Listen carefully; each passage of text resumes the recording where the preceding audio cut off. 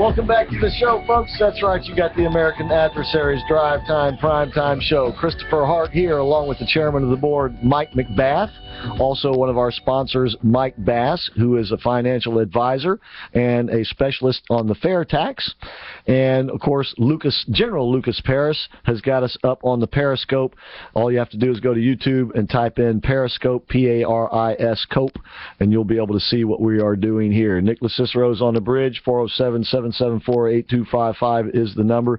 We're still working to get economist Steve Moore on the line. Hopefully we will, but in case we don't, we got lots more to talk about. Just a couple of bits of news before we move on with the conversation. At first report, it was reported this morning that the Egyptians and the Russians were saying that there was no sign of an explosive device or explosives on that downed Russian airliner. But then later this afternoon, the British and the United States said that it was brought down by an explosion. Whether that explosion was a quote-unquote accident, a fuel tank explosion or something like that, they don't know. But it does look like it was an explosion, and Islamic State group is still claiming responsibility for the downing of that aircraft. Michelle Obama is on the road again. She's over in Qatar. Oh, I was hoping you'd say she's on Mars. Oh, she's in Qatar. Okay. And what? Oh, I know. The Young Girls Summit or something. Let Girls Learn initiative. Well, who's paying for the trip, though? That's the only thing that concerns you and me. And that's Mike what I Bass thought. and, you know what? Lucas Let's send them a couple. Qatar has all the money in the world. What does she need to fly the plane over, spend millions of dollars to give some effort that she doesn't care about the day she walks out of the office? Well, this is insane. This is what's wrong. She's over there on our dime. Yeah. And, of course, when George W. Bush went into Afghanistan and made dramatic changes over there, they made it possible for girls to go to school over there, many of them for the first time in generations in their tribes, built schools all over the place. And, of course, he never got any credit for that, right? But at least she's out there. Now, what I'm also wondering is if, as she goes around to these Middle Eastern countries, if her Let Girls Learn initiative also incorporates the Let Girls Enjoy Sex initiative. In other words, to decry the practice of genital mutilation for young girls, which is an Islamic and practice in that part of many of the countries in that part of the world. I don't think she's going to bring that up, Chris. Not over there. She might not make it back. I don't know. Oh, well, really. Nice try, Michelle, but wrong country. Okay. All right. Anyway. Well, maybe she's representing Glamour magazine or something. I don't know. Maybe so. Maybe so. And then this is interesting for us in the mass media. When it comes to watching television and movies, the millennials still like to watch television and movies. They just don't like to watch them on TV or at the movie theater. As it turns out, millennials still watch TV about 42% of the time, but they use their smart devices 41% of the time to get updates and watch for their viewing pleasure, and then the desktop units is 17% of the time. So they actually watch the movies off their phone. Now, I have an iPhone, but I don't like watching any movie on my phone. I hate that. Phones and tablets. I absolutely hate that. Phones and tablets. Wow. Yep. Okay. Mike Bass and Mike McBath, I have a question for you. Ted Cruz was on Fox Business this morning, not with Neil Cavuto. What's the other fella's name? The older fella? Stuart Varney. Varney, the Varney Report. I think he's pretty good, too. I like him. He's a real good quality guy. Oh, he definitely is. And this morning he had Judge Napolitano sitting in with him for a little while. And they had Ted Cruz on there for an interview, and they were asking him about his tax policy. And he has come out with a 10% flat tax. And you do away with the payroll tax and all this, and a family of four, I think you said, earning $36,000 or less would pay no tax at all, 10% flat tax on top of that. And to boot, we would do away with the IRS.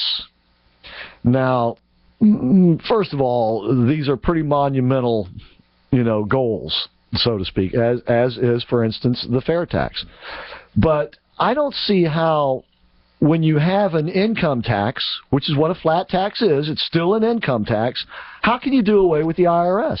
They are still going to have to be some sort of IRS to administer that, correct? Exactly, and that's the one thing I'd love to find out, because I don't know how Cruz expects to be able to pull that off, because there's got to be some way to monitor the money coming in. And also, he's also got a 16% corporate tax. Right. So, I mean, between the two of those, you got to have somebody to monitor that. Somebody's keeping the accounting. Well, you got to file the form somewhere. He says you would only have to do it either on your smart device with an app or on a postcard side. Well, still, somebody's got to be at the other end, so to speak, right? Exactly. I think he gives a utopian view, in the sense that obviously, number one, how will we get it approved? If we get it approved, somebody, as we said, has to do it. So how do we name the group that does it? But and see, I think he's trying to have the sort of the best of both worlds. But he's getting his point across. That's really what. It's just to get you. I'm for low taxes. Yeah, but still, you got to have a plan that's workable. I know. Right? And he's really one of the, I believe, going to be one of the final four. I agree with you. Cruz, Rubio, Trump, and probably Carson. But what he's trying to do is he's trying to sort of take one of the big peaches, if you will, from the fair tax, which is the fair tax being a consumption tax. You now no longer have a need for the IRS, correct? That's correct. And the interesting thing about this whole thing with Cruz is Art Laffer is supposedly one of the people that helped him put this thing together, who was the guy who really orchestrated the Laffer curve. The Laffer curve, and helped Ronald Reagan put his tax plan together. Right. So you got to give some validity to what he's doing, but I'm afraid he's doing exactly what you think, is that he's actually just using the whole IRS, getting rid of the IRS as just a kind of a flashpoint to be able to get some action about what's going on there. I don't know how you get rid of it until you go to a more consumption tax or something else. Yeah, as long as you have an income tax, no matter what configuration it takes, you still have to have someone on the other end to verify incomes, to collect the tax, that whole 9 yards. I think it's semantics, though. In other words, you just say there'll be no IRS. We just change the name and call them we're going to have I just think he's using semantics on that part, because we know what you're looking for, and I like this tax structure. I like what Mike Bass talks about. I want to kind of get back to what Al was talking about earlier in the show. When Al called, and he was liberal, Al that calls the show, and God bless him, and he said, we'll see what the Republicans, they can either accelerate or they can, deteriorate. Part of the problem I have with this, and I love Ted Cruz, is that he's setting up, unfortunately, I think, false expectations. Expectations that will be physically impossible to pull off. We'd all love to do away with the IRS, right? We'd all love to have an easier tax system. The problem is, as long as you have an income tax, you're going to have a need for some sort of agency, like the IRS, to administer the collection of and to police it. But Chris, don't you think he's absolutely saying, in essence, I'm just going to be able to shrink it like 90% or something, meaning if we can make it simple enough where it's not difficult, we don't have 72,000 pages. Well, then that's what he needs to be saying. I think he's just a little bit not sure how the direction he wants to go, but he needs to get sure as we get closer and closer to the primaries, because you have a very valid argument. That's true. Well, let's see what Diane thinks. I know she's a big fan of Ted's, and maybe he has said something to solve this for us. Diane, thank you for calling. You are correct. I am all about Ted Cruz. TedCruz.org, TedCruz.org. You can go on his website, and he's got the whole thing laid out. Okay. All right. Well, I'll check it out. But once again, I would still like to know how you have an income tax and no IRS. And you know how amazing that is? That gets rid of Obamacare on one fell swoop, too. Get rid of the IRS. Bye-bye. All right. That was quick. Thank you, Diane. Appreciate that. Bye-bye. But yeah, that would be because John Roberts and kind of gave Republicans, if you will, an out with Obamacare when he declared that it was a tax. but they haven't been able to take advantage of that yet. But obviously that's one thing. And by the way, and I don't mean to be a detractor of Ted Cruz's here, and certainly his plan from day one. He's definitely got, as she said, he's got it planned. I mean, he's got it pretty much planned out. The first 100 days or whatever. And so but I just, once again, I don't want these guys that we really admire and really like making promises they can't keep, because at the end of the day, that will be used against them and against us. Right. So, okay. That's why we're counting on our conservative moderators during the next debate. Should there get an answer for that? Should there be any? By the way, the next debate unless they turn on us, is coming up Tuesday. It will be a Fox Business Channel debate, and I trust that you will get much more serious questions this time around. Let's go to Craig next. Craig, thank you for calling tonight. Yeah, hey, you guys. Howdy. Yeah, I would want to say that any person that understands the fair tax, they cannot be against it. And the reason is because it eliminates the 16th Amendment to the Constitution before it can be implemented. And it needs to be passed as it's written. Like stock trading and stuff like that, my taxes are an absolute nightmare. And I can't do some trades because I already lost money on one and I can't buy the stock back for 30 days or something. Right, yeah. Yeah, you're right. It's just a nightmare. Yeah, you're absolutely right. I used to prepare taxes for people, and that's why there's a big business out there for preparing taxes, because they're absolute nightmares. Right, but they can do something else, because you're literally going to have to run and hide from a job or opening your own business. And you'll owe no obligations unless you get a sales tax number. You'll have no taxable obligations. Nobody can come get you in the middle of the night and seize your bank account or anything. You're talking about if you go to a fair tax. Yep, the fair tax. Right. Yeah. Hey, Craig, thanks. I appreciate you calling. And he's right on all his points, wasn't he, Mike? Yeah, yes. And just having the fair tax, and it will level the playing field. But people don't want to do that because the politicians don't want to give up control of the tax code. That's the real issue. They're not looking at it subjectively at all. No, you're absolutely right, and that is, at the end of the day, the hard nut to crack here. And by the way, Mike Huckabee is, to my knowledge, the only one of any of them in the field that is adamantly for the fair tax. Yes. And not some, No, I mean, it makes absolute sense.